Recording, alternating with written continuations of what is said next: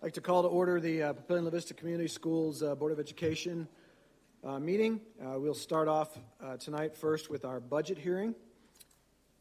So before we start, item 1, call to order. Please rise for the Pledge of Allegiance. I pledge allegiance to the flag of the United States of America and to the republic for which it stands, one nation, under God, indivisible, with liberty and justice for all.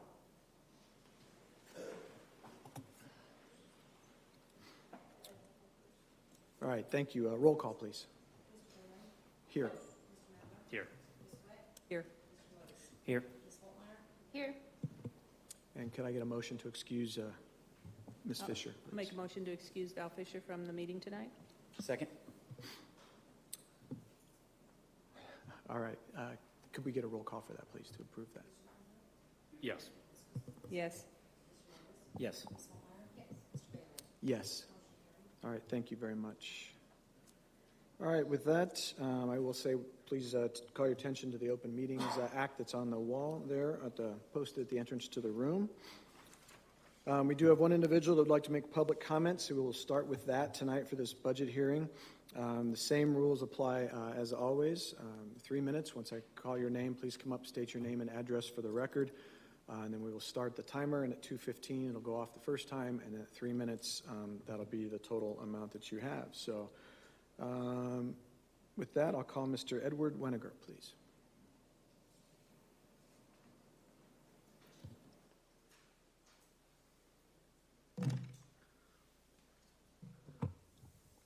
Edward Weniger, my address is on the form.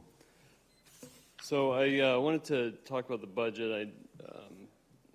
There's, from what I could tell online, just looking at what had been printed or released, that it seems like there's continually going up. The numbers continue to go up, and so I went to the Nebraska Department of Education website and I was looking at some of the Nebraska Student-Centered Assessment System scores for these are from Papillion La Vista, from what the website stated. So English language arts in 2017, 2018, we were at 60% proficiency. 2021, 2022 was 57% proficiency. And then for math, that was English language arts. Math was 57% back in 2018, now 51% for 21, 22. And then science was 77% for 2018 and 76% for 21, 22 school year. So I guess my question is, where's the money going, or why are we continuing to spend more? And I'm sure you can blame it on COVID all you want, or talk about building new buildings, but at the end of the day, it seems that salary increases or more teachers, increased teacher pay. We can't find teachers at the same time, so if we're increasing teachers' pay, then there seems to be a disconnect between, are we going to spend more money, or are we going to pay teachers when we can hire them, right? So trying to connect all the dots, plus the fact that attendance has flatlined. So if we're not seeing, if the attendance charts were going up too, at the same time the budget charts are going up, that there's some correlation there, but that doesn't seem to be the case either. So we're going to have students potentially going to private schools with the successful passage of LB 73. So that's something else to take into account as we're looking to the future. And then finally, there's just no disincentive to spend money, right? Like if you spend less money, then you potentially get less in the future from the state, or have, if you're spending less money, then it's harder to justify what we're doing here. And so just questioning, when will we at some point see some savings or a decrease in budget so that we can stop taxing the taxpayers and the citizens of the county? So those are all my thoughts. Thank you.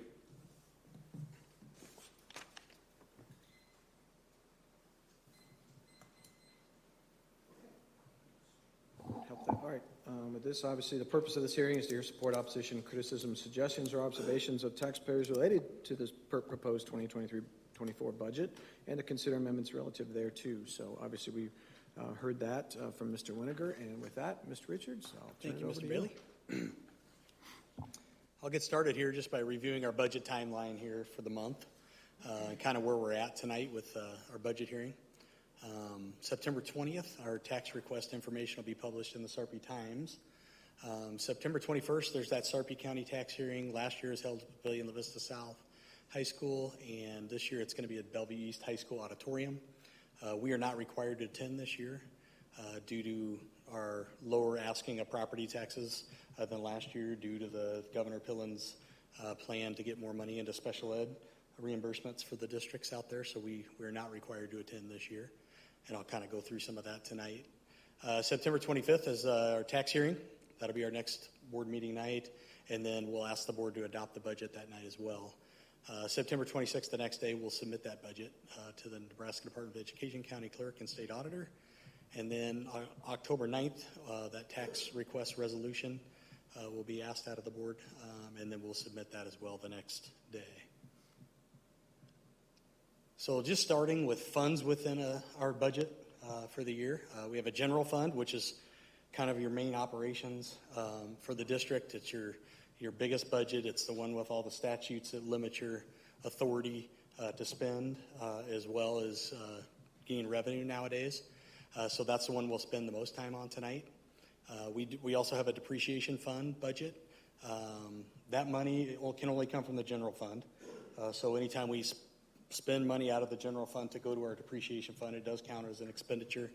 We do that about $1 million a year for the last 3 or 4 years to keep up with our technology cycle. The bond fund, it can only be used to pay back principal and interest within a school district, so you have a budget for that each year. Special building is where all your building activities come in, so any proceeds we get for our bond funds, they go into the special building fund so we can spend it on building within the district. So we kind of call that our special building / construction fund because all of our improvements for the district facility-wise go into that building fund budget. Activities, so that's more of an in and out account each year for the mostly high schools.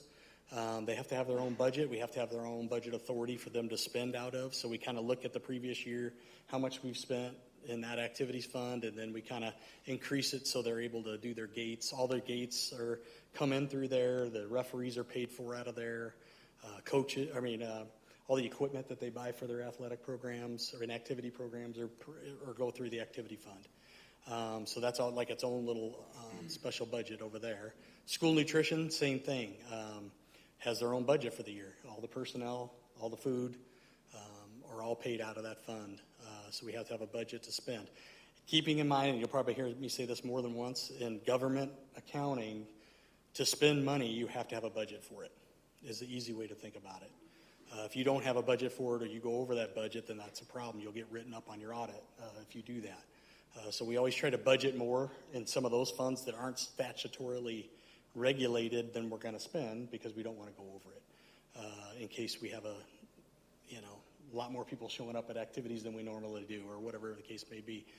To have that budget authority during the year is important. Cooperative fund is our cooperative English language learner program with Ralston Public Schools that we share costs on. And then student fee account. All our student fees in the district go into this one account and get spent out of the same account. So think of it like an in and out account there as well. General fund highlights. We're going to ask for a 3% budget increase. We start out with a 2.5%, and any additional enrollment growth that we have allows us by formula to gain on that 2.5%. So if we're growing by 100 students a year, we might get up to 2.8% budget authority. The state takes that into consideration as they look at your budget ability to budget increase. Anything in special education spending or state grants or federal grant spending takes that budget up from that point on too. That's not regulated by the state because you have a budget. All those are grants that come in. You either get them through the state or the federal government to take that up higher.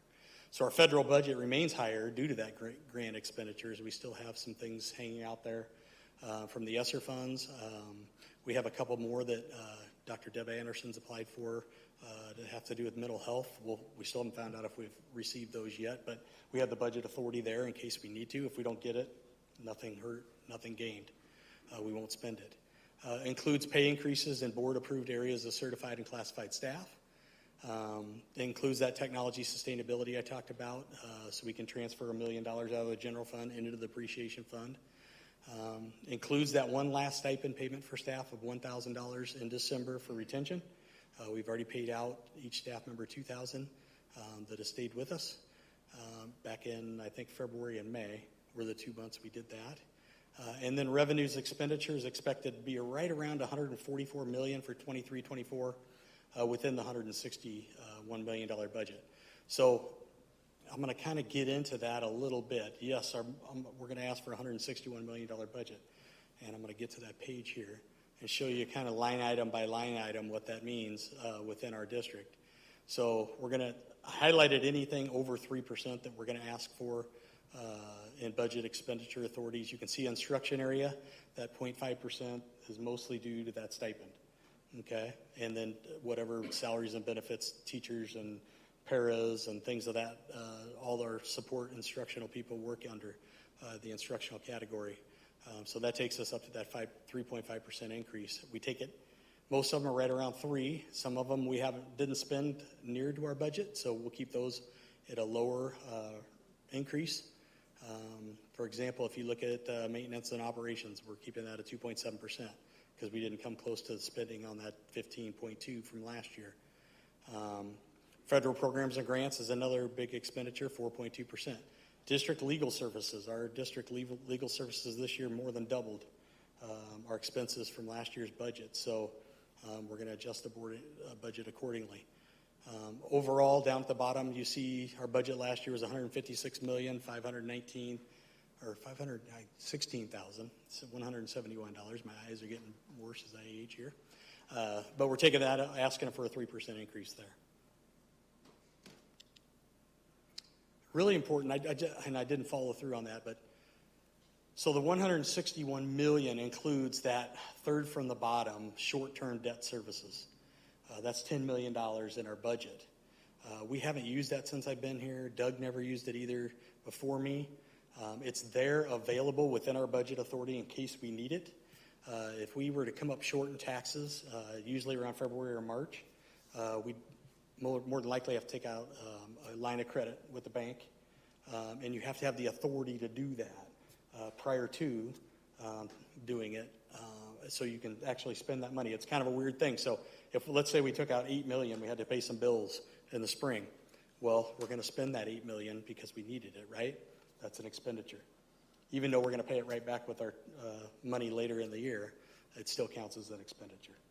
Even though you're probably not spending, and you were going to spend that money anyway, whether it be your own or you had to borrow it, if that makes any sense to you. But we have that available within our budget, so that really takes us down right off the bat to $151 million in budget authority, and some of that's for some cushion. If we get to $151 million. If we're spending $144 million supposedly this year, the board decided they wanted to do another stipend or something of that nature, we have the budget authority to do those things. It's just like happened last year. We decided to do something within our budget authority. We didn't plan on that spending, but we did, okay? So that's what it's there for, that authority. If you don't budget your budget authority, you lose it.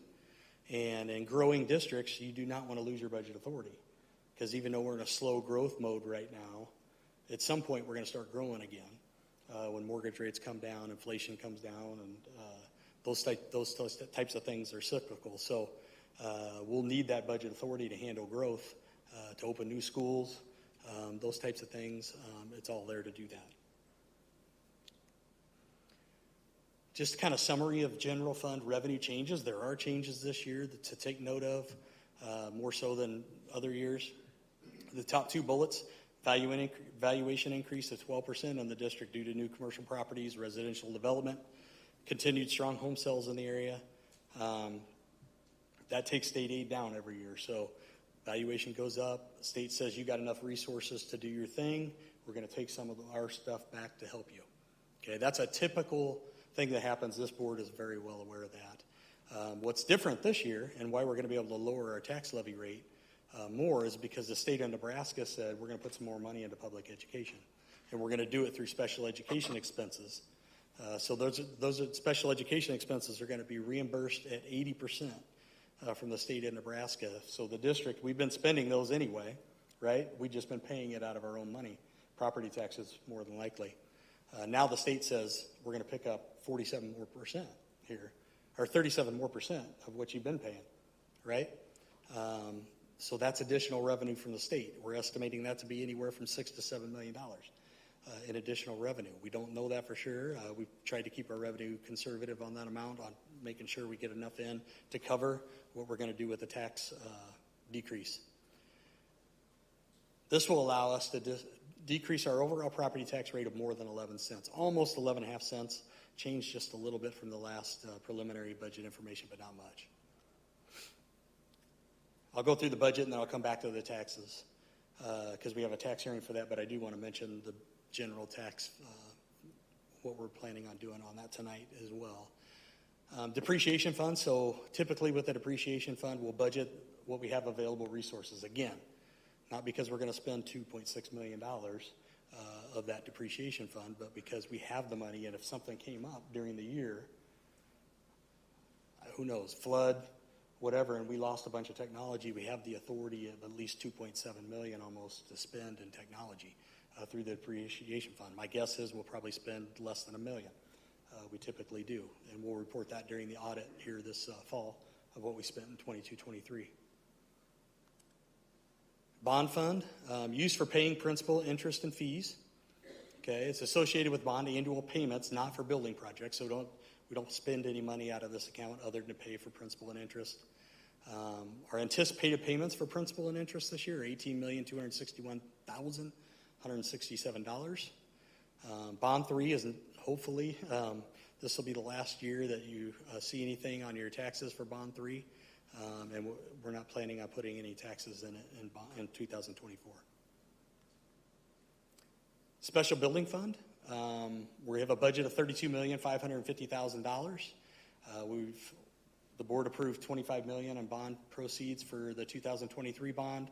We still have probably about, after tonight's payments, probably about $4.5 million left to spend there in the 2018 bond. So we've kind of put it up near just a little bit over 30 to handle the spending in the building fund this year.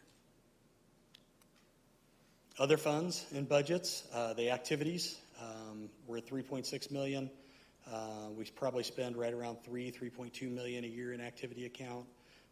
We budget about 3.6 in case the spending goes a little higher in those areas. They're bringing in more and spending more. School nutrition, $8.6 million. You know, with food prices rising, I'd probably take this up a little higher than I normally would because of food costs to give us room in case that happens to us. But we will probably be right around the $8 million, $7.8 million mark in spending.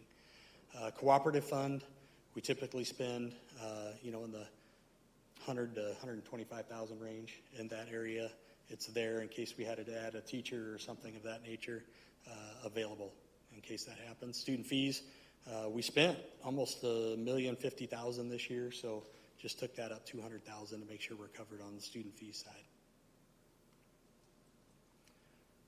Back to the taxes, we're expecting a tax levy decrease of 11.47 cents. Last time I reported 11.5, I was 0.03 off when we got it all figured out, but it's pretty close. General fund, you can see a big drop there, about 8 cents. Is that 8? Yeah, about 8 cents. Bond fund, we took that down under 20 cents, so that's a 3% or 3 cent plus drop. Special building fund, we took that down a little bit to just about 1/3 cent on the special building fund side. Total, you can kind of see how it stacks up to the previous years on this next slide. So if you look at the trend of how the state aid formula works compared to property taxes, you can kind of see how that works now. Back in 17-18, that $1.30, same with 18-19, dropped it a cent the next year. Kept it the same in 2021, and then we dropped it about 0.5 cent in 21-22, and then almost 2 cents in 22-23. And with this new formula, for 1 year only, I want to emphasize that, we get this increase in special ed funds. They'll continue with that, but it set us kind of at a new foundation level of that $1.15 or so. So I expect us, unless there's some changes to the legislature, to probably be on that same pathway where we get to lower to half cent per year until, and there's a lot of momentum, initiative, whatever you want to call it, down in Lincoln, to try to look at this TIOSA formula, but there has been for quite a few many years, and they haven't changed it. We've been advocates for it because our taxpayers seem to get the brunt of it with the valuation increases so much. And we don't get the drop the levy like a district that is unequalized does. So we're an equalized school district, which means we get TIOSA state aid, okay? An unequalized district doesn't get TIOSA, okay? So this year they do. They get foundation aid. They're calling it $1,500 a kid. So but any evaluation increases, any extra money that comes in, they can drop their levy dollar for dollar, almost. Okay, take their 3% increase, drop it dollar for dollar. The bigger districts that are TIOSA dependent, state aid dependent, we tend to have to fill back in our valuation increases with our property taxes because they drop so much in state aid out from underneath us. So we continually work. Dr. Rickley and I met with a senator last week, as a matter of fact, and explained that to him. So he gets it. I think others are starting to get it down there a little bit on how that works. And hopefully we'll see some changes to where that helps our taxpayers out a little bit more in the future, to where we can drop the property tax levy because we don't lose so much state aid. That's the hope in the future. And with that, I would be glad to take any questions at this time.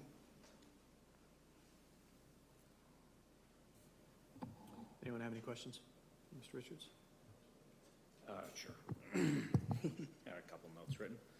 Thanks for going through the budget and on the levy side. I know as you were talking about the foundational aid and the TIOSA formulas and the new special ed funding this year, some of the larger districts have been having the conversation and maybe some healthy conversation on do they drop their levy as much as was weird dropping it, because then it is setting that new baseline for if they need to increase in future years, it's going to be harder for them to get back up to what they need. So we know that this year the new special ed funding is there, and we have it for 3 years. Or can you walk through if we drop it, how confident you feel that if we need to increase it in future years, or if there are any changes in this new law that was passed that gives us the special ed funding, that we wouldn't be hurting ourselves by dropping it low now and not being able to get it back later? Yeah, that's a great question. And in this funding formula, as I just talked about, every school district is so different. A fast-growing district, I would definitely be recommending that we ask for the additional authority. Because they don't have enough within that 3% right off the bat to handle the growth that they're going to have. So they need to keep their property tax authority as high as possible. And I know it gets very complicated with the bills that just came out with the new statutory limits on. We've got statutory limits for years on our budget authority already, right? Now we have a property tax authority limit, okay? I don't see an issue with us at this point.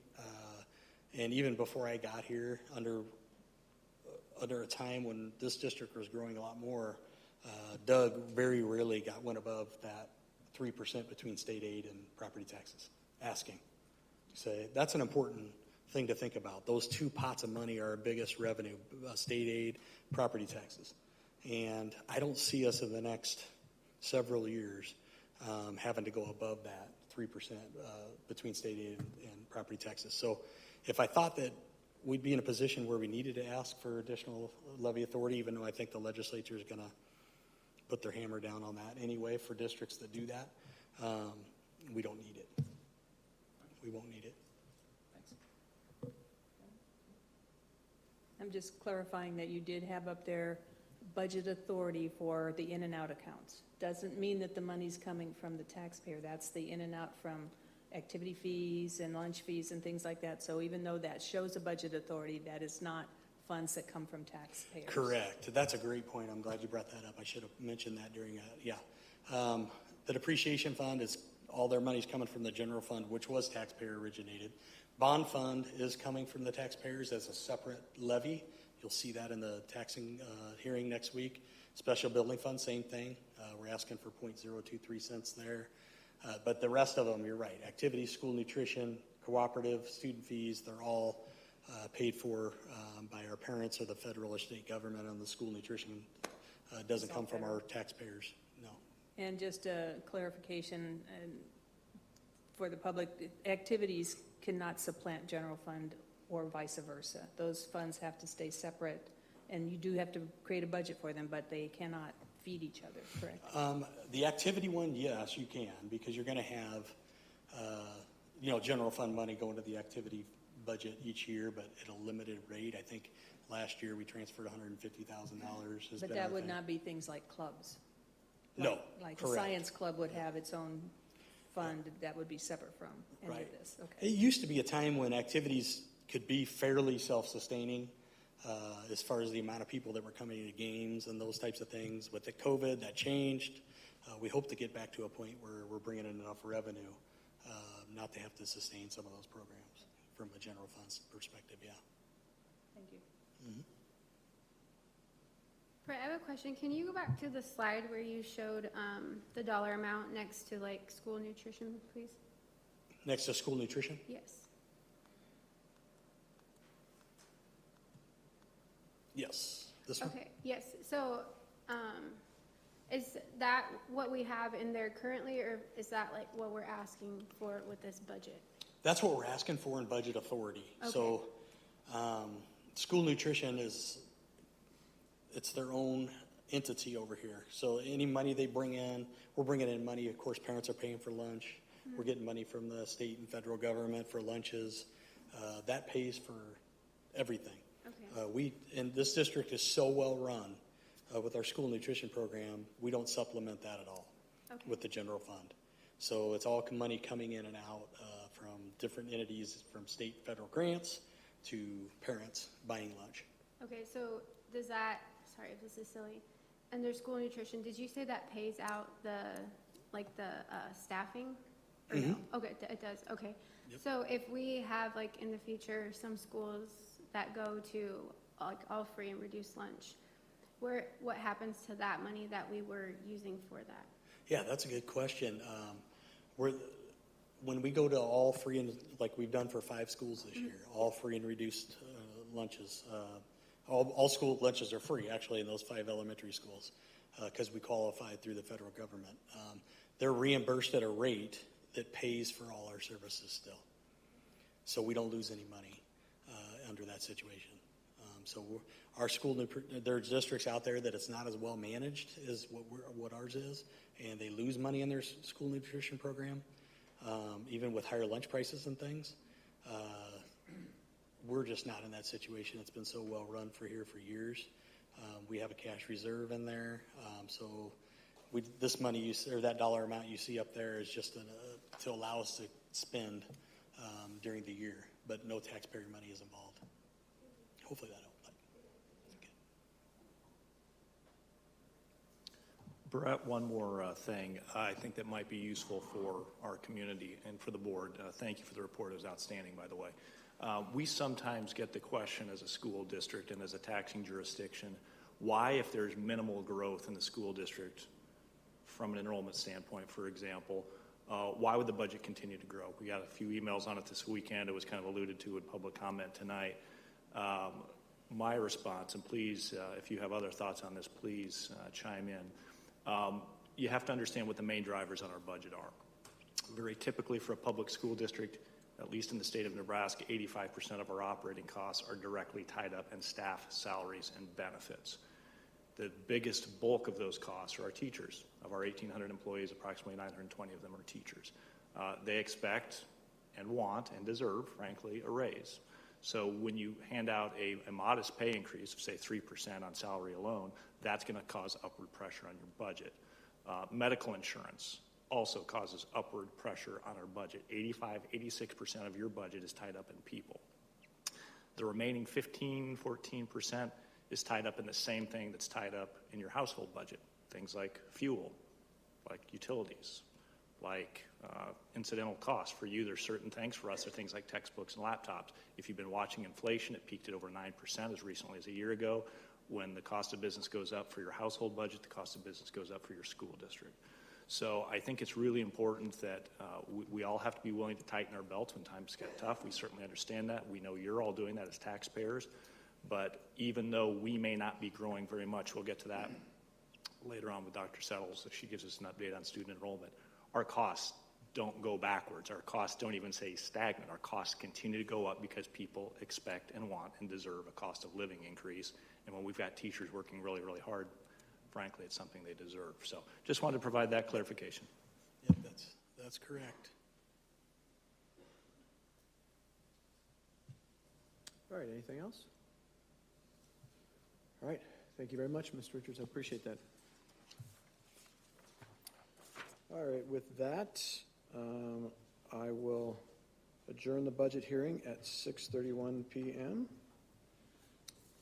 And we will move into our regularly scheduled Board of Education meeting. We've already done item 1, the call to order. Item 2, we'll start with communications, and first is our student council report from Plain La Vista South High School. Gigi, is it Sedlacek or Sedlacek? Oh, wow, I wasn't even close. Dang it. And Cameron Exner. Hopefully I got that one right. That was kind of close. I should have just gone with what Brian said and just use your first name. So great to have you. Welcome, ladies. Okay, thank you so much for having the both of us here tonight. I am, like was stated, Gigi Sedlacek. I am the president of the Student Council at Papio South. And next to me is... I'm Cameron Exner. I'm also a senior, and I'm the vice president of Student Council. So to start with our athletic events, our football is currently off to a 2-2 record. We just had our Titan Monarch game, and it was a really good show with just a lot of Titan spirit. We're currently at the halfway point of our football season, and we have a game against Burke this upcoming week, and then our homecoming game, which takes place on the 29th. And then for our boys and girls cross-country team, we just raced in the Titan Classic and the Platte River Rumble, which were two really big races. Boys placed top 2, and girls were in the top 5, so overall we've been doing pretty good. Softball, our varsity softball has a record of 8-7, and our team has been just very consistent and has been battling at a highly competitive level, and they're ranked in the top 10, and they're competing in the Monarch Invite this weekend at the Landing. Our volleyball team has a record of 12-0. They're ranked number 1 in the state, and then I believe they're ranked somewhere in the top 10 in the nation. This week they're on the road at the Lincoln Public Schools Invite. Our boys tennis has been doing pretty well over the season. They just got 3rd out of 10 teams in the recent invite, and they're making great progress. And finally, our girls golf, they just finished 10th. They've been finishing top 10 in all of their meets, and they're currently ranked 8th in the state, and they have 3 invites left for their regular season. Moving on from athletics, when we get to activities, all the clubs and activities are in full swing. And the big things to talk about right now is that our Hope Squad, which is moving on to their 3rd year, just had a yellow out on Friday. And they're doing a chalk it up competition in Titan time to further spread positivity. And then at the end of October, they will also be headed to the Kim Foundation conference again like they were last year. The drama department is putting on the production of Rumors this weekend, so Thursday, Friday, and Sunday. It'll be a fun show, tons of talent. The band has performed well at home football games. Their first competition is this coming weekend, and then the weekend after that, we host the Titan Marching Band Invitational on September 23rd. And then I think they go to 2 out of town, which is Minnesota and I want to say South Dakota is the other one. And then events, the 9th graders just had their team day on Friday. This is a fun event that encourages them to all work together, and there are senior alumni from the different teams that lead them, and it challenges them to develop cooperation, trust, and resilience. The Student Council put on Street Fest at the beginning of the school year, which had an awesome turnout, and then it also gave a ton of students the opportunity to broaden their circle of friends and meet new people. And then coming up is homecoming on September 30th. The theme is White Tie Affair. The tickets went on sale today, and then there will also be a homecoming parade following an outdoor pep rally on the 29th. And that is all the things that we have to report for the day. So thank you for having both of us here, and we are excited to see you for the next meeting. Any questions? Will Dr. Steele be leading the parade in his convertible with the Fightin' Titan in the back seat? Do we have any inside information, ladies? You know, I haven't heard anything, but I think it might have to happen. Probably. It's almost too much to hope for at this We'll have to point, talk but about that. perhaps I think we will Dr. have to Steele have a will- chat. and Carla, more importantly, will be piloting the vehicle, perhaps. Great report, ladies. Thank you. Thank you very much.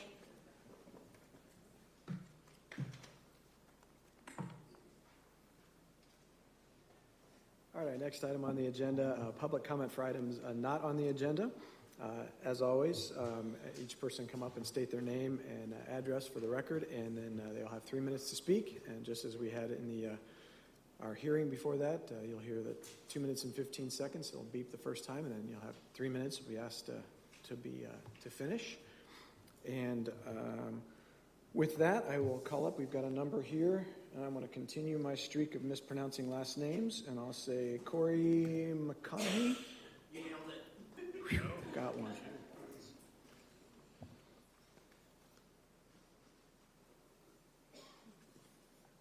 Good evening. I wasn't surprised to learn that George Can I M. get Johnson... your name, please? Oh, I'm so sorry. Yep, no problem. This is my first time here. Yep. Corey McConaughey. Okay, good evening. I wasn't surprised to learn that George M. Johnson's All Boys Aren't Blue was almost removed from the high school libraries.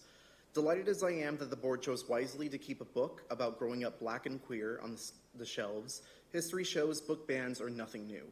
The Nazi book burnings began in the 1930s with Dr. Magnus Hirschfeld's Institute of Sex Research, which included an estimated 20,000 records on the existence of gay, trans, and intersex people. Karl Dietrich Bracher states in his book, The German Dictatorship, that, quotes, the exclusion of left, democratic, and Jewish literature took precedence over everything else, end quote. In fact, scapegoating was the foundation of Nazi rhetoric, and the scapegoating of queer people was the only reason this book was ever brought to a vote under the guise of pornography. It's unfathomable how much artificial forced effort is taken to diminish awareness or support for queer people. Their social invisibility has long required genocidal violence and historical erasure.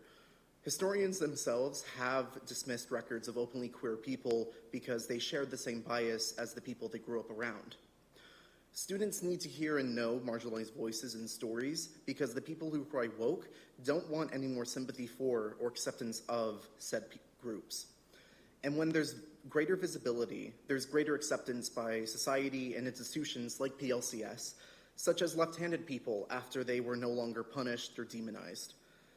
Students should learn the raw history, otherwise they're doomed to repeat the cycle of hate. And students especially need to speak up for themselves and not let orgs like Protect Nebraska Children or Moms for Liberty use them as an excuse to erase and genocide queer people. If their existence is too hard for kids to learn early on, then why do these orgs cry grooming when kids learn about consent and how to identify signs of child sexual abuse? And if they don't use children as mere window dressing, then why are they silent about the ongoing defunding of public schools in favor of private ones? The attempted ban on All Boys Aren't Blue was never about protecting kids, only censoring speech and art to shelter them from diversity and stop some from discovering their identities and capabilities. In an interview with NPR,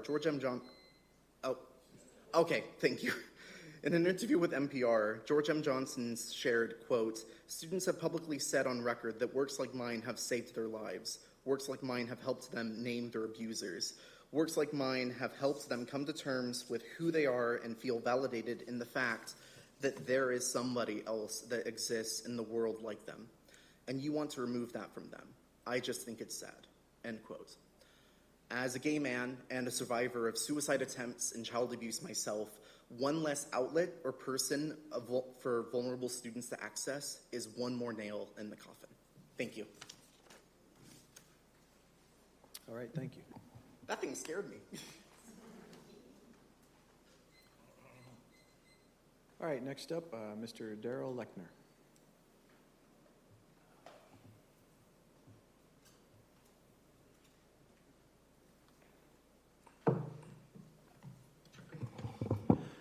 My name is Daryl Lechner.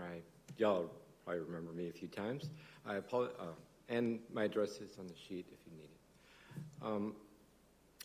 I got a few things I need to cover. I need to kind of give you an update on a variety of things. Without going into too many details, I did go down to our state capitol this last Friday, and I testified at our educational hearings down there.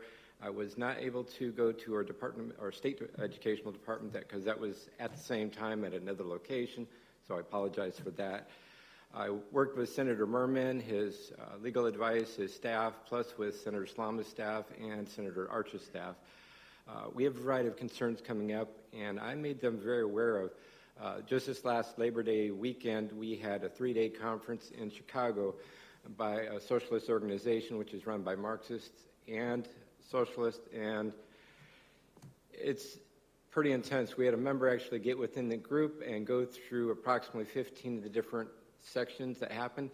The majority of the attendance, this was well over 400 people, the majority of these were teachers. These were teachers throughout the Midwest. We actually have recordings of a teacher stating how they were proud they violated Florida state law because they were from Seattle, Washington, and they were able to do Zoom teaching within the classrooms of a Florida State high school, which was highly inappropriate. This really bothered me and concerned me that they were, and this was also brought up in these meetings in Chicago, that they were attempting to work around the system, go around principals, go around the staff and the school boards. I am highly recommending to protect our children that we get cameras in the classroom, not tomorrow, not next year, I mean now. Teachers unions, I understand you want to protect the teachers, but you're here to protect our children first, bottom line. A lot of you have children, grandchildren, and so forth. And if you need evidence of it, I will give you links for this. There are recordings on record, and they don't want this getting out. We had people go in there. We also established a secret meeting from the American Library Association where the president had confirmed that there was actually more than one Marxist besides her in charge of the American Library Association. This is very concerning. During also this convention in Chicago, they expressly stated that they are thrilled to sexualize our children and introduce queer Marxist ideology to our children. This is something that's highly disturbing. And I'm seeing this being pushed by a variety of teachers' unions throughout our country, not just here. This is very damaging. I had seen some of this years ago, but I blew it off because I didn't recognize it. Studying it for over 14 months now has really opened my eyes. I suggest you dig deep and learn, because this is affecting our kids, and they don't care about kids. They don't care about teachers. They are here to disrupt our country. Okay. And that's it. Okay. Thank you, and be safe, please. All right, next up is Ms. Lorraine Renante.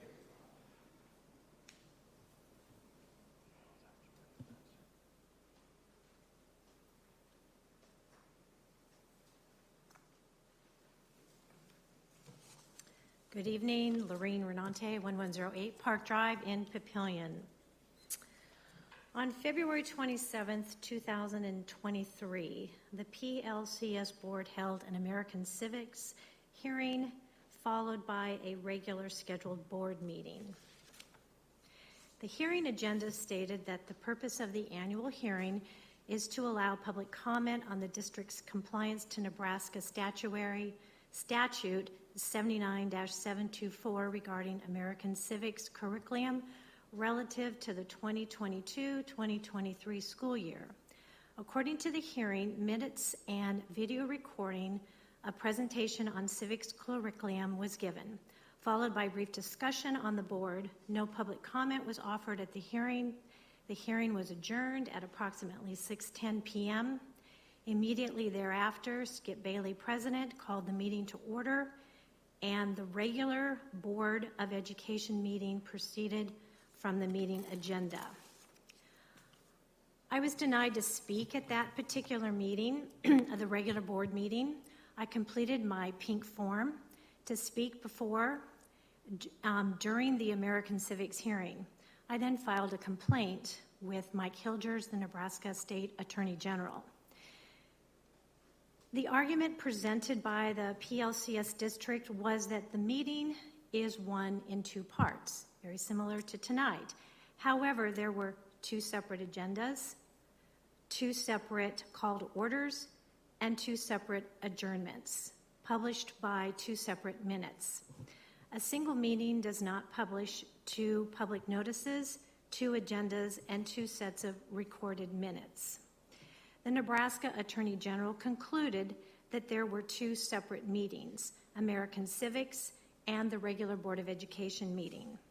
The Nebraska Attorney General finds that the board did not adhere to its own policy of 8420. The Nebraska Attorney General does conclude that the board misapplied its own policy, but not violated the Nebraska Open Meetings Act. Because the policy 8420 was misapplied, where is the accountability? When board policies are not followed, it breaks the trust with the people who elected them and the rest of the community. That is my statement. There is no more trust. Thank you.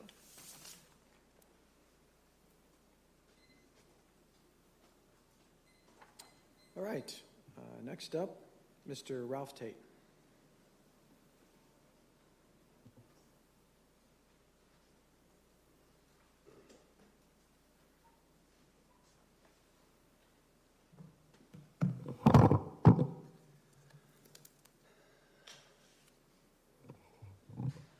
Good evening. My name is Ralph Tate. At last board's meeting, you as a board made the decision to approve the book, All Boys Aren't Blue, and to keep it in the school libraries.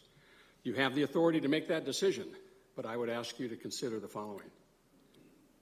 During the discussion, a comment was made that the board would not bow to the moral standards of a single parent. And yet you've done the same thing. By what moral standard did you make your decision? You may not have thought you were making a moral judgment, but you were. You have now established that there is a certain amount of sexually explicit material that is acceptable to make available to minors. How do you determine when it is too much, and on what basis would you make that decision? I believe you have fallen into the familiar cultural trap of relative morality. You are not the first, and you certainly won't be the last. But now that you're on this slippery slope, there is nowhere you can stand and say, beyond here we will not go. You have no foundation to stand on, and for that I am saddened. Another comment made was that although there were passages of the book that he had to struggle to get through, yet he found there were underlying values he thought were important to keep. Did you even consider that there may be alternative books espousing those same values that did not contain objectionable sexually explicit language? Would not the same objective have been achieved to simply replace the book? Yet another comment was made that if parents object, they can always put a hold on the book for their own children. And yet, how are parents informed these books are even in the libraries? Do you send out notices to parents to say, hey, here's a list of books we think you may find objectionable? Since the librarians don't find these books objectionable in the first place, how would they even begin to compile the list? And what standard would they use to compile that list? Words have meaning. Words also have the power to deceive. Tobacco companies don't sell cigarettes based upon the number of lung cancer victims. They sell the image of someone who's sophisticated or rugged or something else. Alcoholic beverages are not sold based upon the number of drunk drivers. One more lap.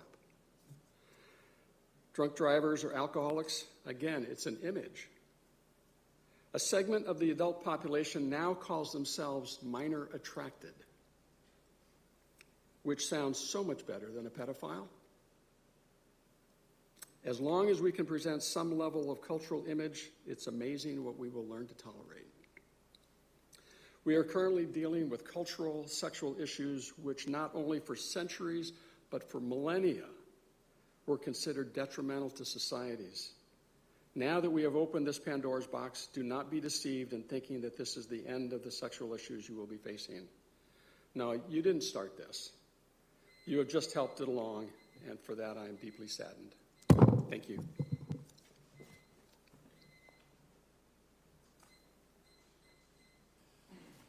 All right, next up, Mr. Michael Elkins.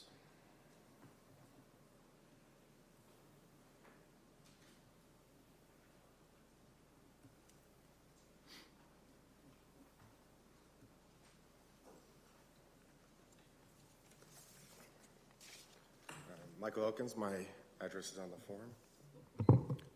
I too would like to discuss the book that All Boys Aren't Blue, and the board's vote to allow kids to have unfiltered access to it. With the exception of one board member, you all voted yes to keep this book and let our kids have access to it in a public forum.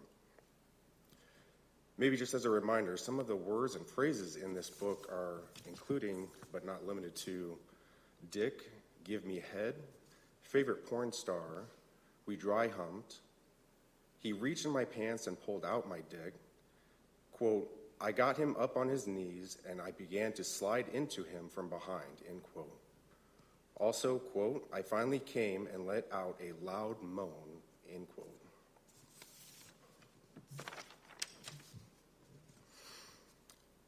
This isn't about free speech or banning books or burning books.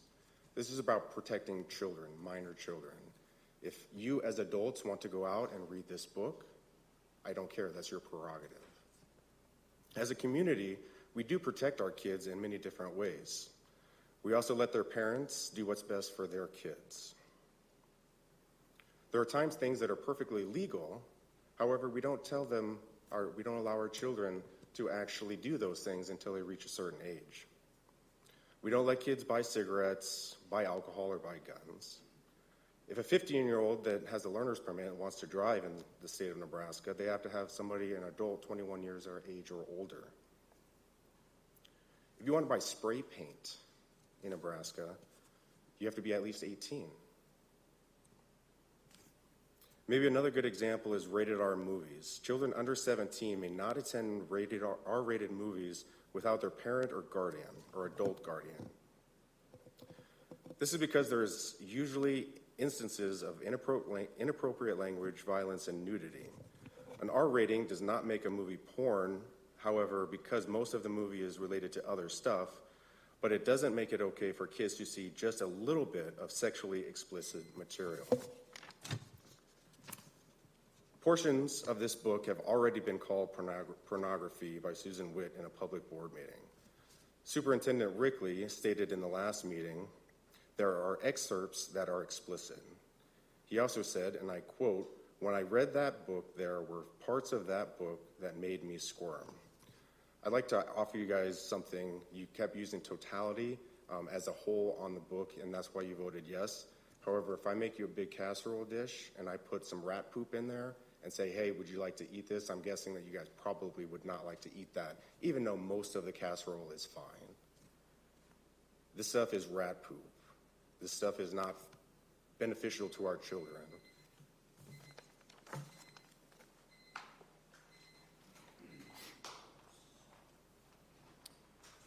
All right, our last one for tonight is Mr. Edward Weniger.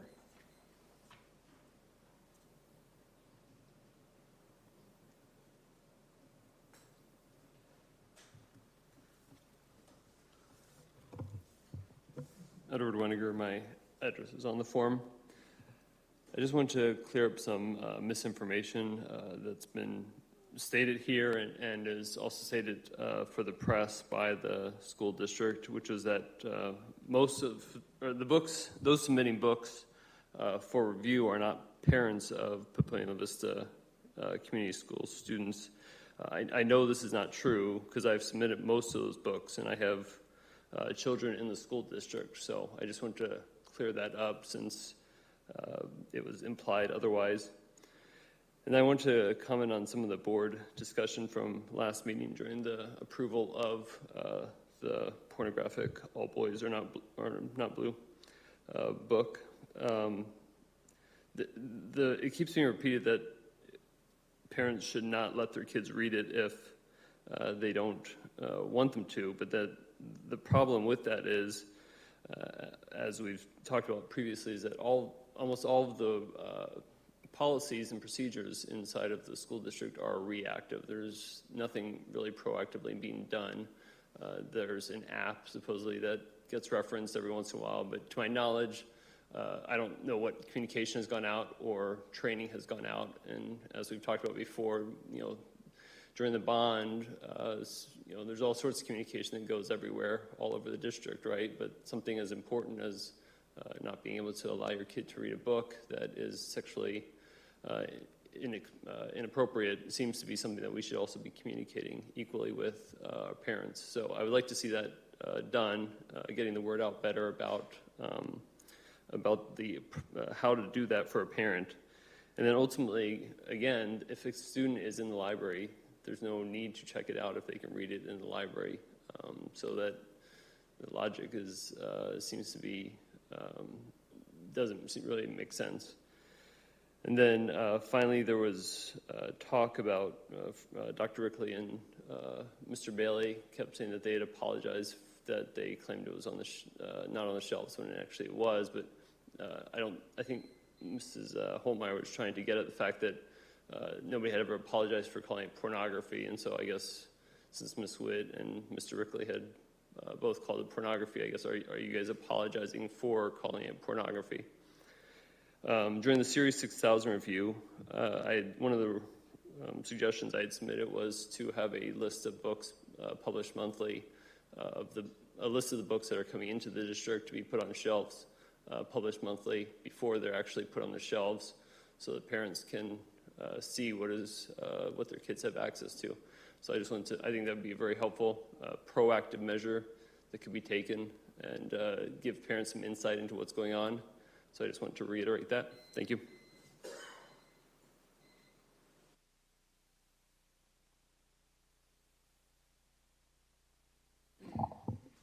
All right, next up on the agenda is item C, Superintendent's Report. Dr. Rickley. Thank you very much, Mr. Bailey, members of the board, for our community that is with us this evening. Thank you for joining your Board of Education. And for those that are watching online, thank you, as always, for remaining engaged with your school district and your Board of Education. First off, just wanted to wish our staff and our families and our students, hope you had an enjoyable Labor Day break. I think for 2 consecutive years now, we have done that back-to-back, where the traditional Monday off for Labor Day, in addition to the second day, which is usually later in September for professional development. Some of the feedback we've gotten from families is they like to have that long day, 4-day weekend coming right out of chute. So hopefully everybody had a chance to enjoy the last gasp of summer. Also wanted to spend a minute congratulating Coach Todd Peterson at Papillion La Vista High School. We will formally recognize Coach Peterson at a future meeting, but we didn't want people to think that we passed this very significant milestone, bless you, Mr. Madler, without some type of recognition. Coach Peterson, longtime varsity girls softball coach at Papillion La Vista High School, recently posted his 500th victory.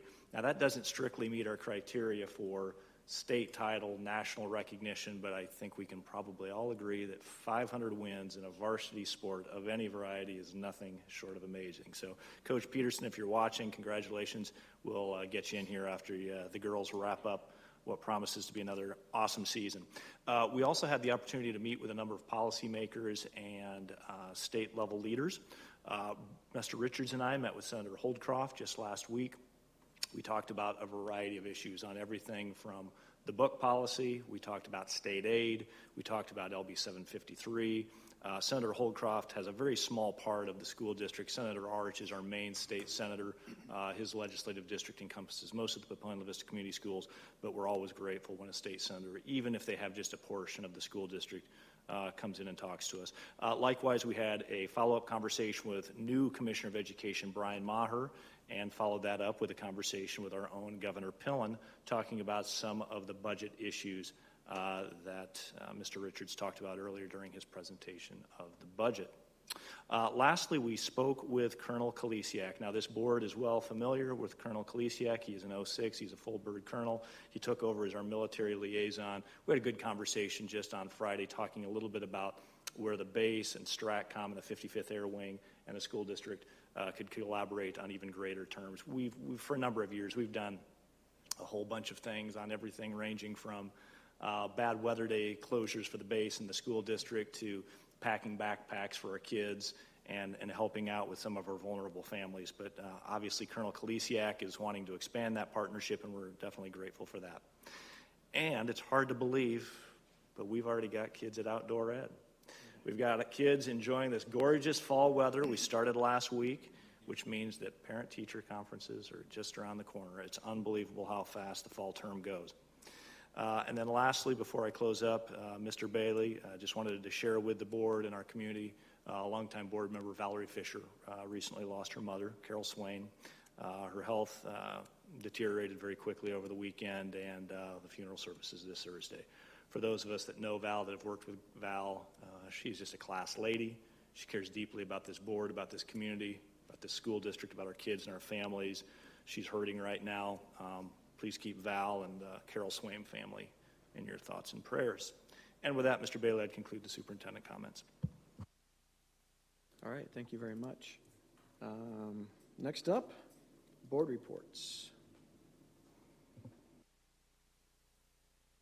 I want to thank I don't know if they're still here, probably not. If I were them, I wouldn't be here. The student council reports, hopefully they bolted out of here, which I was in their position 20 years ago. I just checked. 20 years ago, I was on the student council for the Monarchs and had to come to the school board and give these presentations. So I thank them for signing up for this role and coming this year. But they said the fall sports are almost halfway done with someone, which is shocking to think that the fall sports are already halfway done. I need to get out to some more of the events. I did go to the Monarch-Titan game. Absolutely perfect weather and packed stadium, which was great to see. Went to the Titans home game against Elkhorn South on Friday. Again, at least on the Titan side. Lot of people there. Great to see the community coming out and supporting those activities and events and those students that are out there. But I do need to get out to more of the events here, knowing that some of them are halfway done. And that's it.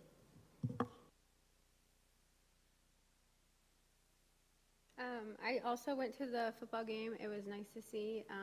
My family comes from both sides, so it was nice just to see all of my old teachers and just friends that I haven't seen and got to talk to for a while. And it was perfect weather. But I wanted to address something that at the last board meeting there was friction in the audience, and I know that we'll be going over this tonight as well for the policies in the audience. And I personally do not condone the booing, foul language, and negative comments being made towards other community members. While up here we cannot hear and see everything, it was brought to our attention by a concerned community member who was here in attendance last board meeting. We do have children who do attend and they watch online. Everyone in attendance, including us up here, should feel safe in and out of this building. So going forward, I would just like to see such abrupt behavior has to stop. So thank you.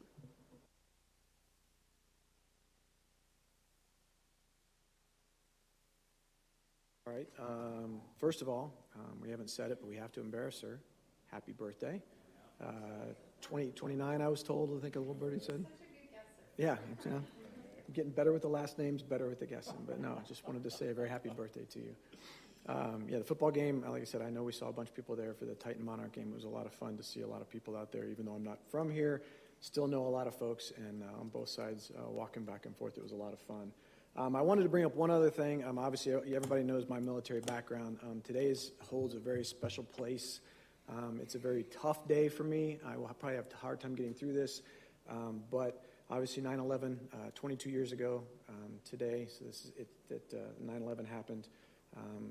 I had something I was going to read, but I don't think I can read it. My biggest thing I want to make sure, and I put this out every year, at least on my Facebook and other places, is let's not forget, never forget what happened. We do our best to educate the next generation on things such as, World War II and the Greatest Generation and those sorts of things.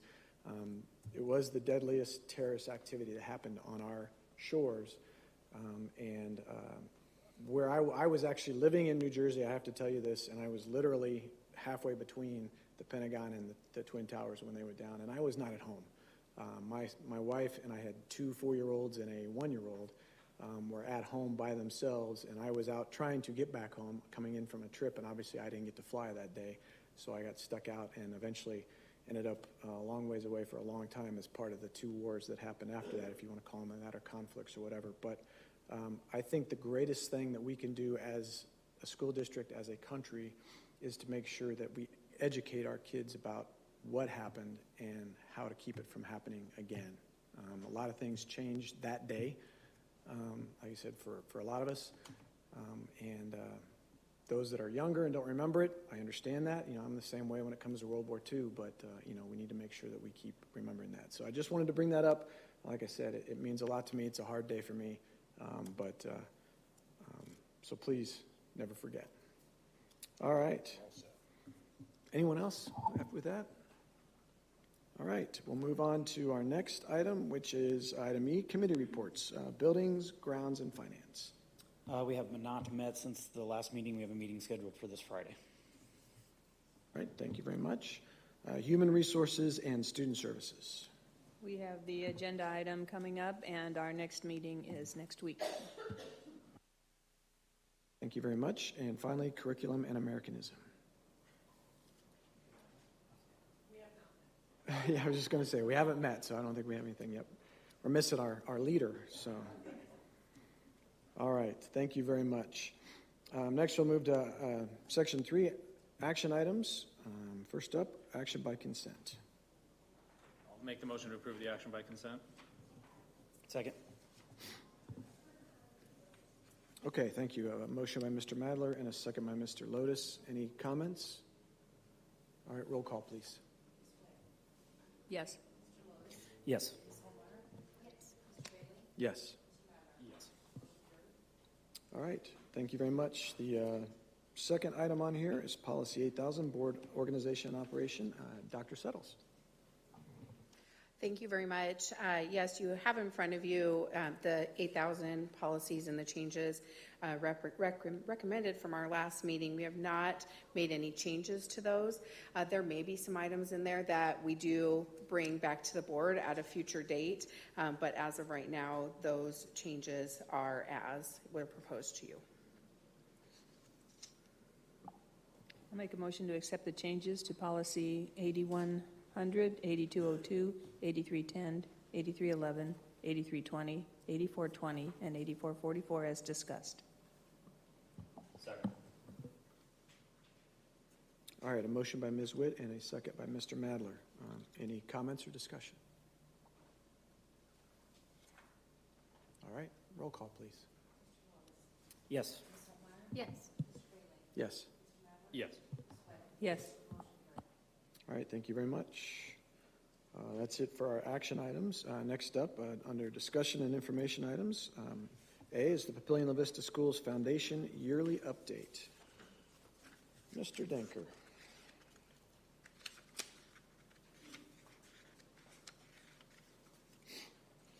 Welcome, Lee. Welcome, Terry.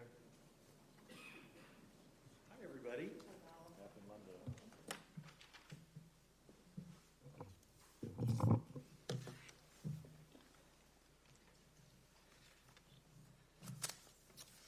Well, good evening. We are just happy to be here and do our annual school. Oh, this is not the right presentation, is it? Do I just Budgets. keep going forward? We're good. I'm not talking budget, folks. Oh, I'm going backwards? Did you get it? No, There we go. We do not. Whenever you love the budget. We can talk about budget some more if you'd like. This is good. Well, hi, everybody. My name is Lee Danker, and I'm just really happy to be here with you tonight. As Executive Director of the Schools Foundation, I was invited, our foundation was invited to give our brief report about some of the things that the foundation is doing to strengthen opportunities for students here in the district. And I have with me tonight Terry Dodds, who's the director of our Kids Club program, which is without question the most visible program that the foundation operates. So before we go any further, I just wanted to share a little bit about us so you can kind of get a sense of who we are as a foundation. Our mission is to enhance educational opportunities for Papillion La Vista Community School students that would not otherwise be possible. And we have a vision with the future where the circumstances of our students and families are improved. A little bit more about us. We were established back in 1986 completely by community volunteers. We are a charitable 501c3 organization, and we are governed by an elected board of directors. I'm going to stop right there and let you know we have a number of board members who have joined us tonight in the back of the room. If you guys are here, or staff or board, will you please stand so that the board can see the support that our foundation has. So thank you guys all for being here. We sure appreciate that. I truly do appreciate, and there's some of you around the table too, I really wanted to take a moment to acknowledge those folks, because this is a community endeavor. Folks come together to help our students, and that's truly what the foundation is. And you'll see here at the very bottom that we are separate from this school district. I'm not an employee of the school district, and our staff are not employees of the school district, but we are completely supportive of this school district. Everything we do is for the students and staff here at Papillion La Vista Community Schools. So let's talk Kids Club, and let's hear from our expert, the program director, Terry Dodds. You're up. Thank you, everybody, for having us. We have had, here, can you flip to the next? Want me to go to the next one? Thank you. I got numbers. There Yeah. As you all may or may not know, we have a Kids Club program in all 16 of our elementaries. We currently just bumped up to about 1,300 already enrolled for this school year. We had a record-breaking summer of, just about 851 students. It was a very busy summer. That's huge. Almost doubled what we were seeing, so that's crazy. We also like to point out that we also increased our employment over the summer. We have about 100 Kids Club employees, a majority of which are our own students. So we're teaching them as we teach all the children. That's one of the things that we teach our staff as well, is that we're also teaching them about their first job and what they should expect from an employer. So Kids Club has been very busy and all very good. Lots of children. So Certainly a reflection of our leader. Terry does a great job leading Kids Club and has done this for a number of years. So thank you, Terry, for your work. Any questions about Kids Club? A quick one. I was just writing it down. I was going to wait till the end. But you said you got so many of those high school students. Do they continue to work during the year, or are they mainly summer employees? We have both. We have Do you? some that just work summer, and then we really, really try to keep them. Yeah, that's why I was wondering, because obviously the amount goes up during the school year. If they can get early release or late start, that's also very helpful. Principals. Thanks. I just wanted to ask that. Appreciate it. All right, we just completed two very widely attended and recognized community engagement events this summer. Summer was our foundation event cycle. The first one was our Swing for Kids golf outing, which occurred on June 13th out at Tiburon. Had great participation. In fact, it was our largest one our foundation has ever had. And then we had our back to school soiree on August 19th, 2023, and I heard many of you comment on that at the last board meeting, so thank you for those here around this table and in our community who attended. We'll be back again next year to celebrate the great things of our district and continue to raise money for the students and staff here. A lot of folks ask us about alumni, and so I like to throw this in when people think about the district. We do have two high schools now, and we're inching up toward 30,000 alumni of both high schools. When you add all the graduates from both high schools over 100 years, that's a significant number.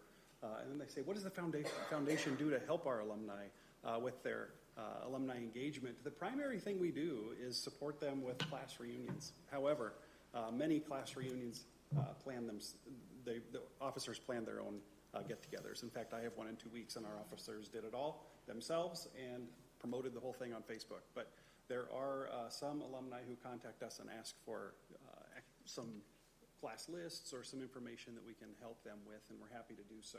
And last year we did launch something in support of the high schools so that our alumni can be involved in helping to grow the excellence at each high school. And you'll see those coins on the slide, the PL fund for our Monarch High School and the T fund for Papio South. That's our request for alumni to support their schools through those annual fund programs. Some examples of the student support that our foundation is known for are listed here on this sheet. Elementary Arts Program, Vehicle Day, Greatness Awards, which you just heard about a few weeks ago too at the Start Back to School, Graduate Breakfast up at Monarch and Post-Prom up at South, Media Academy, AP exam fees so students and parents don't have to pay for those. There's middle school tutoring, there's Pioneer Days, there's Career Academy, and so many other things that we could talk about. But I know our time is limited. But we put a photo of something on there that is very special to this district. And this is the outdoor education program that was started years ago by Miss Ann Danner, who still continues to operate out every fall out at outdoor education. And she invites us as a staff to come out and watch her and the teachers in action. And we do. We have our date scheduled for this year already. But we're pleased as a foundation, and I hear it every year from our board. Let's keep paying for outdoor education so our students can keep going to outdoor education, and we don't ask parents for anything. So we're thrilled as a foundation to be able to continue offering that for every sixth grader across this district. We also have found ourselves as a foundation supporting more and more basic needs of students and staff. This is something that continues to be an issue, I think, for school districts around the country. And so we do have some funds in place to help our students with those basic needs. The Anders Food Fund and the Student Emergency Fund are two that I did want to point out. You'll also see there the PLCS Family Fund. That's a fund that was established about a decade ago to help with staff here in the district, and I know it's very important to Dr. Rickley to make sure that the staff and the students, frankly, are all very well cared for. The Community Closet is an initiative that everyone supports. It's a district program. It's not a foundation program. However, if the community does want to support the Community Closet, they can make financial gifts through the foundation, and we're happy to facilitate those. We did put a picture up there of just a few weeks ago, thanks to the Anders Food Fund. We loaded up our cars and we brought snacks to all the nurses' stations and all the social work stations at all of our schools around the district, so that any kid with a tummy ache or who happens to be hungry has something that they can snack on until they start feeling better. Something else we're quite well recognized for is the Teacher Grant Program. We wanted to highlight that as well. The Teacher Grant Program is I can't even tell you how many years it's been going, but it's been a long time. The foundation puts money forward for our teachers to apply for grants that encourage innovative ideas to enhance the educational experience for students. Grant recipients are chosen completely by a volunteer committee. They review sometimes over 100 requests and come up with a list that is often very, very difficult to whittle down to the budget that's available. And we're really proud that funding impacts all students at all grade levels every year. The ability of our teachers to come up with creative ideas is pretty remarkable. And I know a number of you have sat on that committee, and I'm sure you could speak about how meaningful that is to you to see those applications come through. Oh, I should mention that picture there. After the teachers are selected, of course, we let them know, and then we spend a couple days traveling the district, bringing them congratulations gifts and taking pictures of them receiving their teacher grants. So it's fun for us to go out and do that and celebrate in the schools. And then another one that folks recognize us for is our senior scholarships. Just this last year, thanks to the generosity of the community, we were able to award 81 scholarships to graduating seniors. That's a pretty significant number.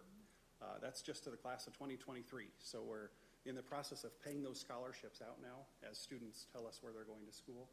And we're preparing for the cycle for 2024. Believe it or not, these graduates are thinking about scholarships when they go to college next year. Once again, just like the Teacher Grant Program, it is chosen, all of our scholarships are chosen by a volunteer committee who review applications carefully and then make their choices. We award scholarships to students from both high schools, and they're attending many different colleges all across the nation. So finally, just some points of pride that we hope you're proud of too. We really are proud of our staff. Terry and the Kids Club staff do an amazing job taking care of 1,300 kids. That's a hard job, and I'm really proud of you and your team for the work that you do, and certainly the foundation office staff as well, who help donors try to make a difference for students here in our district. I'm really thankful and proud of our board as well, and a number of you who are also on our board. Thank you for the work that our board does. We're proud of you, and it just truly is a reflection of the giving community that we all call home. We're really proud of our engagement events, as we've seen those grow, not only in participation, but also in dollars raised. Those have an impact, and we hope that they're going to continue to grow through hard work and some community support. We also received a positive financial review from our external auditor. Once again, that's very important to foundations, and so we're pleased with that. And then finally, we just had to throw this on here. I think we'd all agree that our biggest point of pride is this school district. We are so thankful to support you as a district. We want to thank you, board members, for the work that you do to keep us strong. We really feel fortunate to work for a foundation that supports Nebraska's finest school district. So you are truly our point of pride. So with that, I conclude my report and Terry's report, and I'll open it up to any questions if anybody has any. Thank you both for coming and presenting. I was thinking back I remember I did get a scholarship from the foundation 20 years ago, so here's a delayed thank you. I got it. I don't know who paid it, but I remember getting one of them. So I appreciate that from the foundation, and again, with all the scholarships that you guys provide to the students. Then I started getting involved about 10 years ago with foundation, with scholarships and planned giving back then, and then I think I've been on the board, the actual board, for the last 7 years for the foundation, with one stint as the treasurer there. And so I know all the great work that the staff does, the teams do, the board does, all the board members sitting back there, coming up with new ideas, innovative ideas, and it's just great for the community.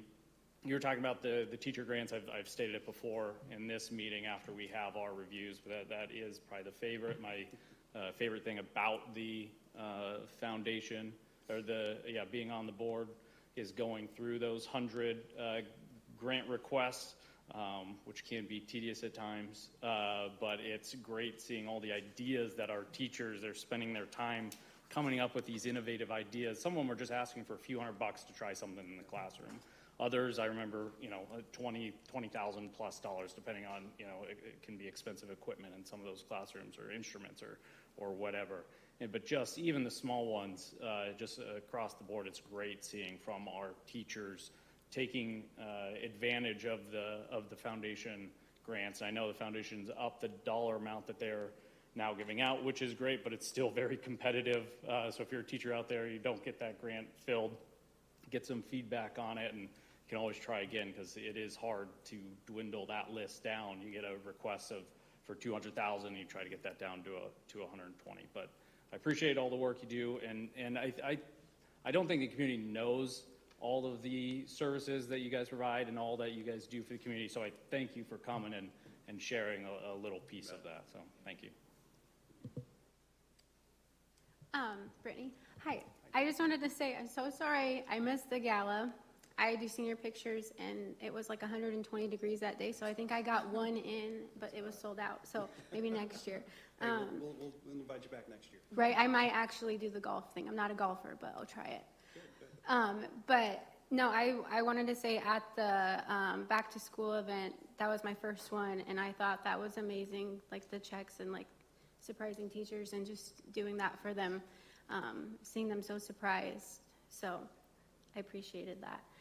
And another thing for the fund where you guys donate the food to the staff, how does somebody get involved with something like that? Like, do we go out and purchase that kind of stuff, or how do I get involved with helping with that?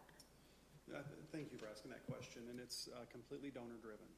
So we do accept financial gifts year-round at any point. So if you want to support that, we will accept the gift, we'll invest it into that fund, and then we work with our school staff to find out the food needs that are required to be paid for from that fund, and we work with them throughout the year. So it's not necessarily a donation of food or perishables, but a financial gift would help out a great deal. You bet. Lee and Terry, thank you for being here tonight. Terrific report. I always look forward to this. And maybe the highest compliment I could give these two is that never have we approached Lee and his team, the foundation board, with an ask that was just dismissed out of hand. They always take the time to listen, to carefully evaluate. We don't always get what we want, but more often than not, they find a way to make really great things happen for our families and our students. It's of no surprise to anyone in here who's been paying attention that two very important projects to my family personally: the family fund, which goes to support our staff when life happens, when they hit into rough times, and then the community closet, which obviously is supporting some of our most vulnerable families across the school district. Two labors of love for me personally, and they do not happen without the two people seated in front of us. So just grateful for your support, grateful for your leadership, and really lucky to have you. Thank you. Thank you. Oh, he's going to steal my thunder. No, I have to commend the Kids Club program. I've had 3 kids go through it. I still have one technically enrolled and one probably when it gets colder. what they do is beyond exceptional. There's a reason the summer numbers are through the roof, because if you see what they have planned and the amount of effort and planning for the entire summer, I mean, they're 2 field trips a week. They've got swimming, they've got activities. I know my kids always looked forward to the summers, so it's great that they find a way to get the kids engaged where they want to go to Kids Club for the summer and not just sit around and play on their Xbox and their iPads and whatnot. So I know how much, seeing it firsthand, how much effort goes into not only the summer but throughout the entire year. You will not find a better service for your dollars that then in turn go back through the foundation and then support the rest of the programs and things that the foundation do. So again, as a proud parent of Kids Club, parents, if you don't know about it, reach out to the foundation and inquire. I would start, if you have kindergartners next year, you should start planning now. As you can tell, the numbers are very high, and we do max out at certain schools. So I just recommend you plan. And then one thing that, Lee, that you didn't give yourself enough credit for, that in my business life outside of the board, that is very important to me and my industry is the support the foundation has put forth for skilled and technical trades. When both high schools expanded and we expanded our STEM rooms and our wall building rooms and engine rebuilding and everything else, the foundation led a tremendous effort to ensure that those programs are funded for years to come, and they aren't just fly-by-the-night programs that when the money runs out, we're done. So I want to commend the foundation. There are not enough skilled and technical workers coming through the pipeline, electricians, welders, you name it. I mean, truck drivers, we hear about it all day, and I live it. So again, huge support from the foundation to ensure that our students have the opportunity to see something different that we kind of got away from over the past couple of decades. That college isn't for everyone, and there are other opportunities to make a good living by doing something that wasn't a priority for this country for a little bit. So appreciate the support and getting all of our partners in the community to get behind those skilled and technical trade programs. Well, thank you, Brian. And I just will mention that is an ongoing funding priority for us. So if anybody is listening or here, give Terry a call for Kids Club. But give me a call if you want to support the skilled and technical trades, because we would love to visit with you. So the ask is always open. All right, I get to add my 2 cents. First of all the board members back there and staff, thanks for coming. Appreciate it. I joined the foundation board about a year ago as part of this, and you all have been wonderful. Really appreciate it. Appreciate everything you all do. I'm glad to join that. Lee, I can't say enough about you. Terry, I don't even know where to begin with Kids Club. But Lee, I've known you for a number of years, and just watching everything that goes on with the foundation, it's amazing. Last weekend, my wife and I got together with Ray and Jenny Keller. So Ray was very excited because Millie, their dog, passed her test, so she's still going strong with that. One of the grants that we gave, yeah. So they were pretty excited about that. So anyway, I just wanted to say just one more thank you very much for everything you do. The foundation is just, it's incredible. It's amazing. It just adds to what this district is in this community. So thank you all very much. Thank you all very much in the back. Appreciate it. Anyone else? All right. Thank you for taking your time out of your evening. We appreciate it.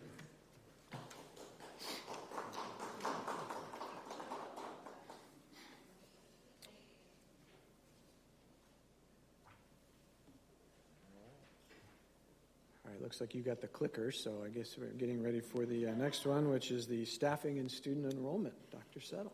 Very good. Yes, that might mean I'm up. Here we go. So just want to stress as we kind of get into this, we love to give you just kind of an early look at things and what the outlook is. Very fluid numbers, though. What we do and the kind of the way this works is in October, at the beginning of October every year, that's when we send our count to the state. They clean up some data throughout the month of October, and then we come back to you later on as we look into staffing needs and give you kind of the overall big report. But I'd like to give you an early report. So the numbers that you're going to see are compared to last October. And truly, we watch numbers all year long. We're in an area that is very much sees people move in and out. Even last week, the colonel mentioned that they had some delays on the PLCSing. So we are still seeing some of that happen. I had done this report and gotten it ready for you last week, then I updated it on Friday, updated it again today, and I saw changes every single day. So that is truly where in the place that we live. So I just do want to let you know that we watch them all year long, and those are fluid. So I do expect that the numbers will be slightly different when you see them in October, just because of that experience even last week. So we'll just kind of start with sharing some of those student numbers with you. I'll give you a chance just to digest that for a minute. The yellow is, or gold is what you see as our current numbers as of today. And you'll see down the side our elementary, middle school, high school, all the way up to 21, and then our preschool numbers added in down there at the bottom as well. So a couple of items on this. First of all, those of you that are really quick to soak this in probably already noticed that pretty consistent with what RSP told us to expect from the RSP study. Our largest growth being at the elementary, middle school going down a touch, and then high school being very steady. So it's good to see that that is correct with what they told us to expect in our planning, but with the elementary being our growth area right now, our largest growth, as you can probably expect, came at Ashbury and Prairie Queen, and definitely some of that growth that we saw at Ashbury and Prairie Queen, we know came from other areas of the district. So some move-ins from other areas of the district in those growing areas that have a lot of building going on right now. At middle school, our largest growth was at Liberty, which was expected. It does not hurt that we saw some relief come to La Vista Middle and Papillion Middle, and liked to see that bounce that we got at Liberty. At the high schools, we're remaining very steady at the high schools. They currently have numbers that you're not seeing in here that we always also are watching are kind of our influx numbers, so or in the hopper, you might call it. So some students who we are maybe waiting on some records for, some students that are moving and we know this is the date that they're coming in, some things like that. So at the high schools, those are currently our largest kind of in the hopper numbers as well. We did use a fair amount of the option enrollment spots, but not all. And you might remember that as we added that in, we were very, very conservative. So it'll be nice to see and have those discussions as we look to what we want to do and continue in those areas. And that's something that HR subcommittee will be bringing to you in the future. So overall, we've got some steady enrollment numbers. You can see that currently at this moment in time compared to last October, we're up a total of 15 students. We look to see our elementary class sizes stay very near to that 19.8 that we were at last year, maybe slightly lower. I'll report on that later on, but I do think we'll probably get to a very slightly lower as some of that slower growth would allow us to do. But that is something we continue to hear from teachers and parents, is something that they believe really does set us apart from some others. Next up, staffing. So we were able to fill all of our classroom teacher positions, and however, special services teacher positions are our highest needs, and those, of course, serve all classrooms. So I am so very proud of our staff. We have and it's hard not to get emotional when you talk about our staff, because they are absolutely incredible, and the work that they are doing every single day and how deeply they care about meeting the needs of our students is just absolutely incredible. You can see that we have a couple of areas we're still currently hiring in, and we will be fluidly hiring throughout the year. That is the times that we are in.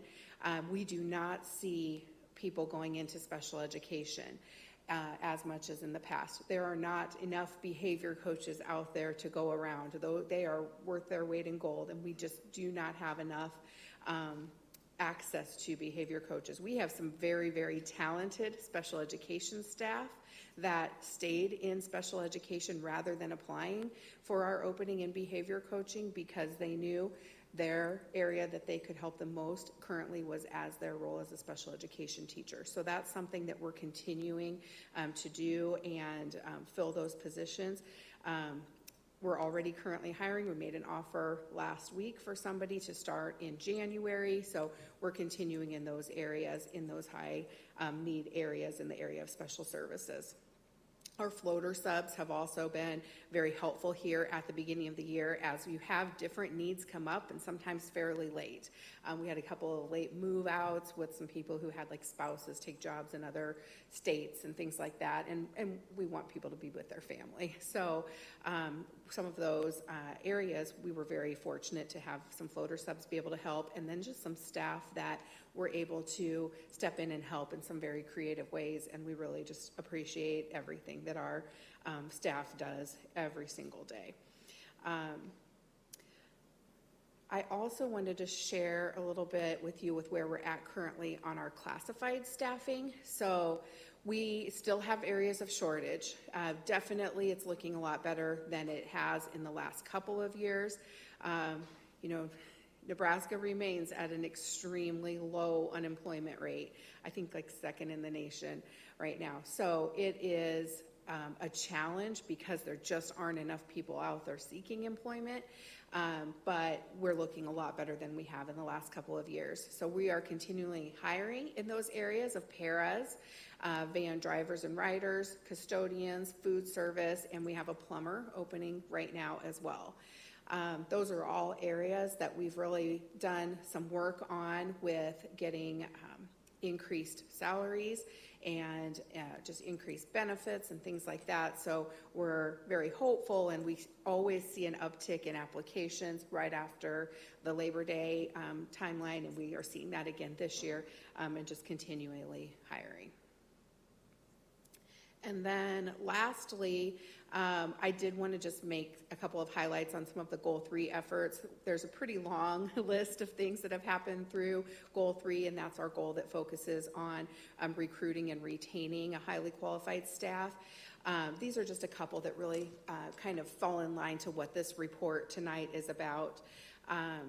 The student teachers, so we hired 40% of our student teachers, 22 of them from last year are now a part of our staff in their first year of teaching. And this fall, we are fortunate to have a lot of really great partnerships with our universities and colleges around our area, and we've welcomed about 100 practicum and student teachers this fall. So that's great. Many more practicum than student teachers. So some of those, though, like 51 of them from UNO, they're in their final practicum. So that means next semester they'll student teach, and all of them, we were just really excited to get to partner with them and welcome them here into the school district. Our staff are giving them just amazing experiences and really getting them hands-on and a lot of great opportunities to learn from the best. So very fortunate to have those partnerships. We have a lot of ongoing connections with our education academy and even following up with those students once they move on and are in college and beyond. So we're really fortunate to have that going so strongly in our school district. And then we still have the one more staff retention stipend coming in December that Mr. Richards talked about in the budget report.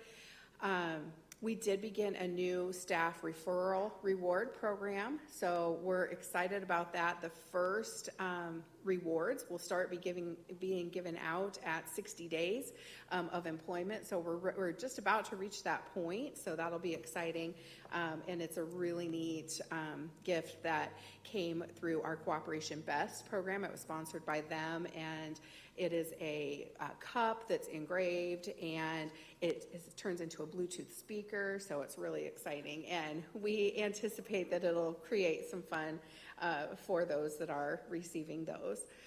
And then our para-to-teacher pathways, so we have through Midland, where we have 2 finishing up right now. We actually hired both of those on as special education teachers because they already had bachelor's degrees, so they had the availability to earn a certificate that could allow them to be hired on, and they'll finish up and student teach next semester before graduating. And then our Peru program just kicked off, our Peru State program, and that has going great as we've started that out, and we've got several paras that are a part of that, and that one's a couple of year program. So we look to keep continuing to in those creative areas. All of those para to teacher pathways right now are for special education teachers, with that being the highest area of need. And in those, we're partnering with Millard and Bellevue as well. I also wanted to add that we did incorporate a sub-teacher and para incentive program too, so which encourages them to work a certain amount of days in order to earn some incentives. So we're pleased with so far how that's going and the response that we've had from our para and teacher subs on that. So that's kind of the report for this time of the year, but are there any specific questions at this time? So I have a question and just a comment. My wife was telling me she has one of the practicum students, and I think the first day today, so she was pretty excited to have her join her classroom, and so she's looking forward to it. She's looking forward to working with her and teaching her. So. Yep, Carriage Hill is one of our host sites, so that's great. But thank you so much. Lucky college kid. Yeah, appreciate everything. Anyone else? Thank you. All right, thank you. Really appreciate the work. And happy birthday. Yeah. No place you'd rather be on your birthday. All right. Wrap up here in section 5, our future board calendar. Wednesday, I guess, it would be Wednesday in 2 days. We have the UNO Educational Leadership Dinner. I know there's a number of us in here that are going to that. On the 19th, the area membership meeting over at the Embassy Suites in La Vista. And our next Board of Education meeting on September 25th at 6 p.m. in the central office. Unless there's if I have any other business, then I will adjourn the meeting at 7:42 p.m. Thank you very much.